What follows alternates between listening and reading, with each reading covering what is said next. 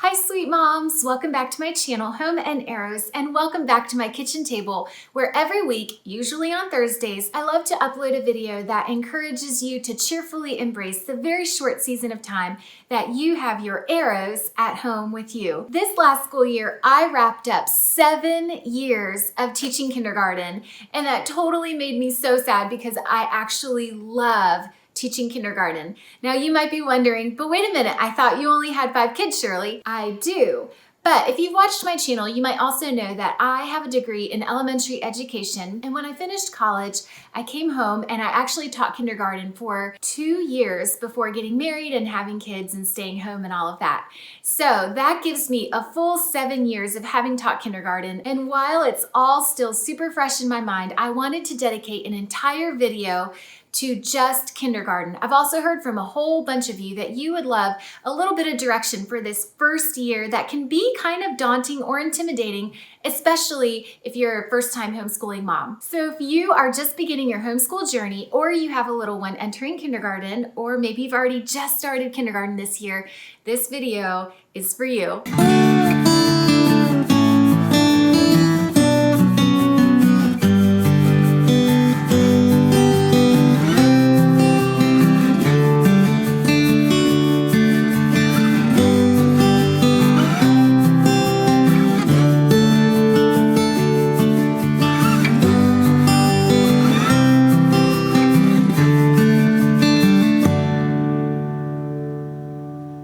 I would break this video down into 8 thoughts that I have about homeschooling kindergarten. And I seriously plan to roll through these. So get ready and buckle up. Here we go. Number 1, find out your state's laws pertaining to homeschooling. Every state is different and every state drafts their own laws for homeschooling. If you're unsure about where to even begin, I promise that even if you just sit down and do a quick Google search, you will be able to find some information regarding your state's homeschool laws. Or reach out to another homeschooling family or friend. Do a search on Facebook for homeschool groups in your area. And most states even offer annual homeschool conventions. I know here in Virginia, where I'm from, there is an annual homeschool convention, and it was actually one of the things that I went to before I even started homeschooling that totally persuaded me and kind of sealed the deal for our family that we were going to be homeschoolers. Number 2, consider the age that you want to begin. With my kids, I typically went by what our local school system does and requires, which is that the child has to be 5 years old by or on September 30th. But moms, you know your kids. There's some kids that are able to start earlier than 5 years old, but also know that there is a lot of research out there that suggests there are actually many benefits to delaying kindergarten. Number 3, and this just might be the longest point I have, think about what you want your child to learn this year in kindergarten. And then after you've decided that, move forward with selecting your curriculum. For me personally, I have always only focused on 3 subjects for my kindergartners. Those 3 subjects are reading, math, and handwriting. I'll go ahead and share just a couple of the things that we have chosen to use in our family. Mind you, there are many great homeschooling curriculum resources out there, but I will share with you the things that we've used because I know I'll probably get asked anyways. So for reading, with my older 2 daughters, I used an incredible resource that other homeschooling moms kept talking to me about, and maybe you've even heard about it. The cover of the book is super old school looking, but it ended up really working well for my 2 older daughters.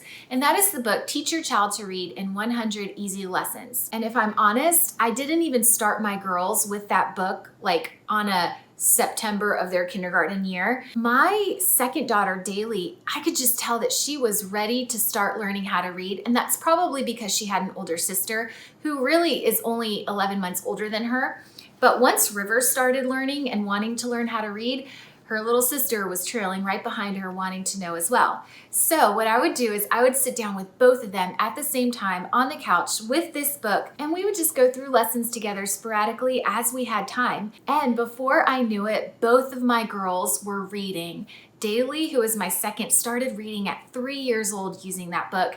And River, who was 4, almost 5 at the time, also started reading using that book. I know that teaching a child to read can seem intimidating. And I just want to say, if that is you, if you are intimidated by teaching reading to your child, know that there are so many curriculum options out there that take all of the guesswork out of it for you. For example, right now we're using The Good and the Beautiful, and Mama, it will literally tell you, say this to your child. Then with my next two, with Daniel and Joanna, I think I was just curious about what else was out there, and we moved into a curriculum called All About Reading. And then for my last one, Benjamin, The Good and the Beautiful just started coming out, and I used The Good and the Beautiful Language Arts curriculum with him last year. If you were to ask me what my favorite out of those three would be, I honestly think that the old school yellow book, Teach Your Child to Read in 100 Easy Lessons, was probably the easiest.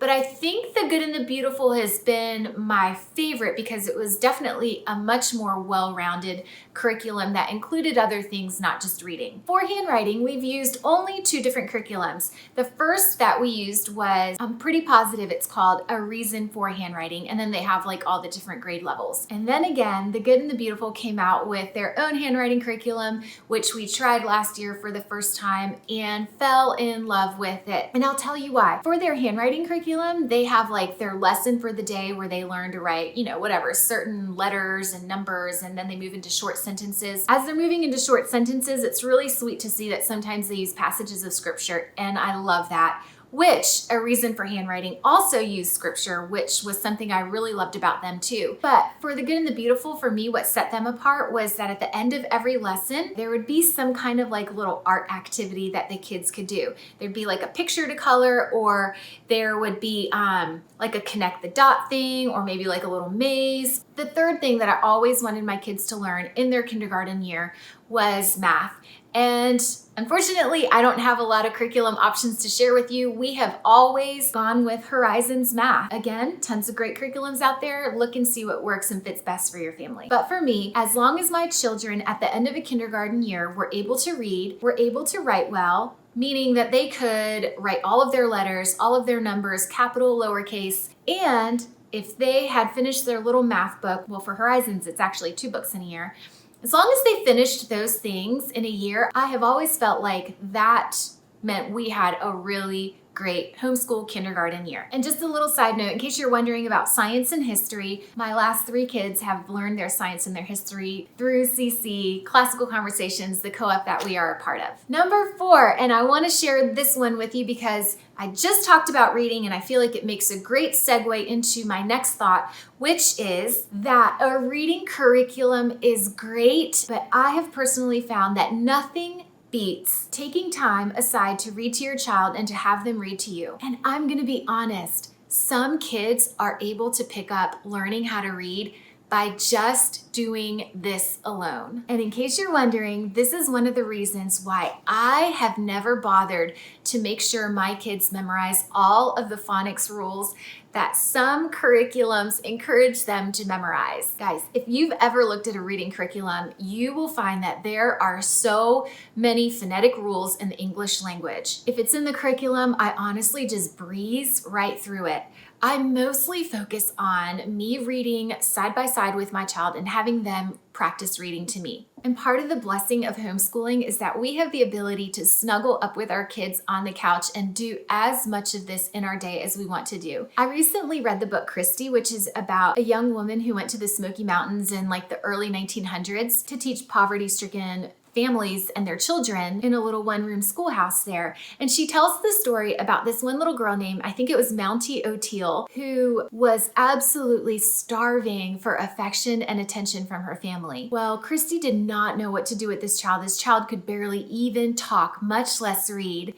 And what she ended up doing was bringing this little girl onto her lap every day and doing some basic phonic reading lessons with her. And she found that the more one-on-one touch and personal interaction she had with this little girl, she found that this little girl's learning would speed up dramatically. And as I was reading it, I was reminded about the value that learning and touch have, and that when you put those two things hand in hand, you are not only making great memories with your child, but that personal connection, that personal touch, along with learning, can really benefit and help our kids to learn better, and I think maybe even faster. And number 5, while we are still on reading, because let's face it, that is just a really big part of kindergarten, my next thought is to make sure you keep lots of easy readers around your house. We've kept Bob books, we've had some Usborne early reader books, Dr. Seuss, we love Pathway books, curriculums like The Good and the Beautiful and All About Reading come with their own readers and their own books. You can go to the library and check out early reader books. Just keep a lot of books handy and accessible to your child. That way, whenever they're inspired to read, they have so many good options available to them of books that are at their level. Number 6, try your best to create and maintain a routine or a schedule for your kindergartner. Kids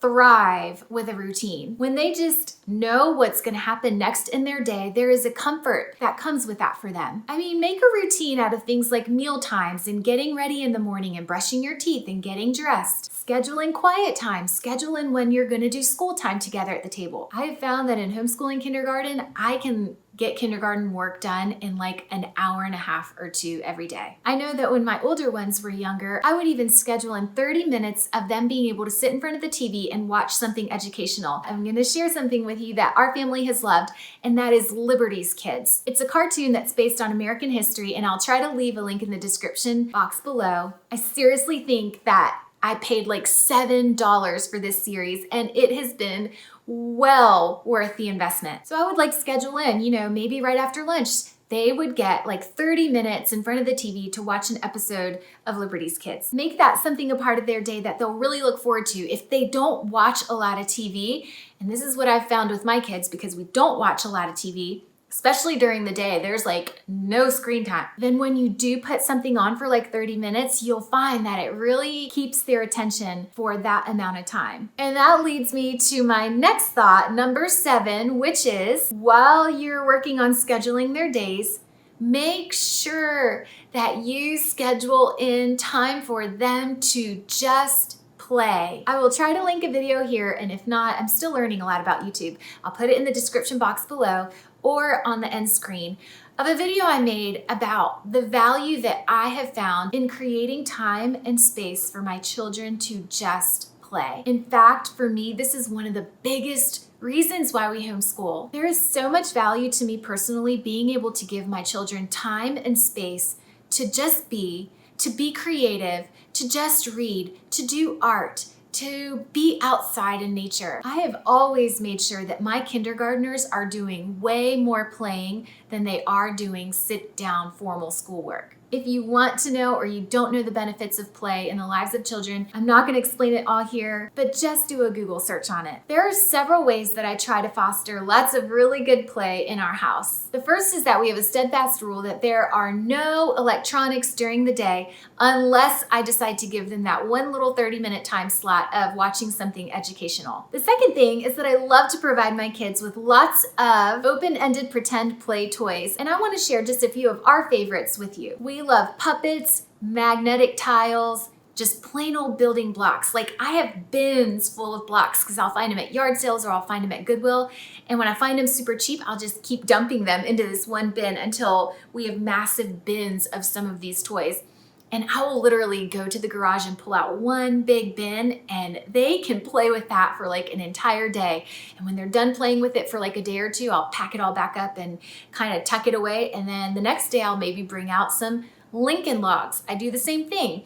I'll look at yard sales or Goodwill if I find Lincoln logs, and I'll dump and dump and dump until I have literally huge bins full. And then they feel like they can create these huge villages and huge houses, and it makes it so much more fun for them. I love having things like doll houses, and my daughters have all especially loved calico critters. I love to sit my kids around the kitchen table and pull out some watercolors with plain paper or Play-Doh, and in the background I'll be playing some music for them or some Adventures in Odyssey. My kids love to do that. We love pattern blocks, wiki sticks, coloring book, and my kids like tanks. And what I mean by that are like old fish tanks or little aquarium type things. My kids will take those outside and create habitats for bugs and frogs and caterpillars and worms.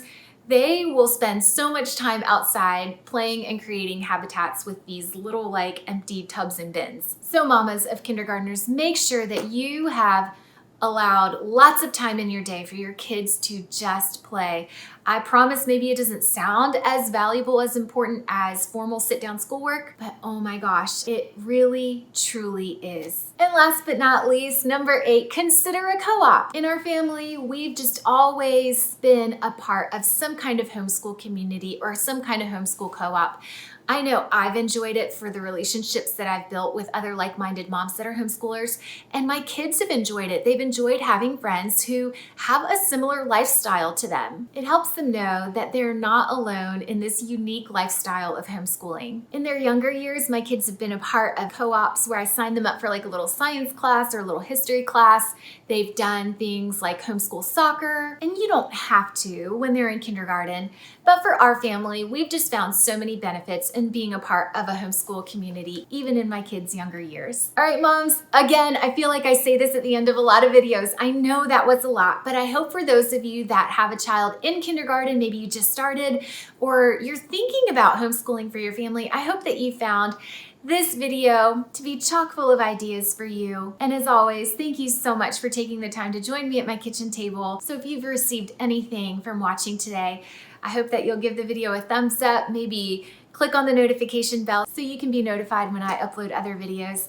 And guys, I hope you have a great week. I know a lot of you have already started homeschooling. I hope that you have a great school year. And as always, thanks for watching, and I'll see you next time. Bye.